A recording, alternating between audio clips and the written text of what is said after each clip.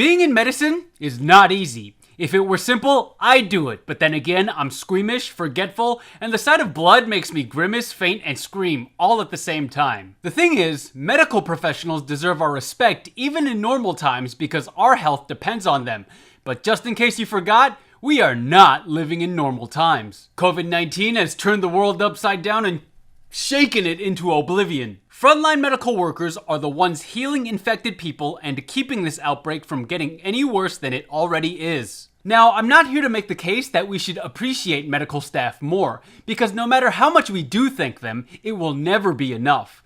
I'm not saying society is ungrateful, I'm just saying medical professionals have done that much for us. But there's a certain detachment to my understanding of medical work that needs remedying.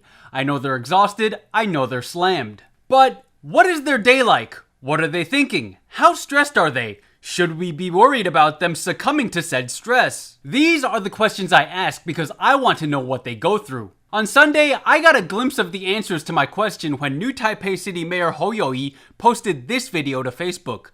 It's a 1.5 minute video that depicts what a new Taipei City nurse does in the time of coronavirus. You're gonna want to get the tissues because this one's a real heart-wrencher. The video starts off with the nurse at a quarantine center. She walks into a room where an old woman is staying. Here's the part that kind of surprised me. The nurse holds up a phone so that the quarantine patient can speak with a doctor. I never knew that nurses had to act as bridges between doctors and quarantine patients, and that only made me realize how little I knew about what medical staff were going through right now. Think about this for a second. Really think about it for a second. The nurse exposes herself to a deadly virus every day to make sure that others are okay. It's a mind-blowing level of selflessness and risk, one that makes me worry that medical workers will one day get fed up and quit. But the video catches up with the nurse, who then says she doesn't think she's particularly brave, she's proud to be a nurse, and the only thing she worries about is not doing enough. We then cut back to the quarantine room where the old woman says thank you to the nurse. The video ends with the nurse saying she misses her family and she really wants to go home right now but can't. She says she knows her family is thinking of her and that's all she can really ask for. Now, this wouldn't be #Taiwan if I didn't end on some kind of a witty quip, but I've got none for you this week.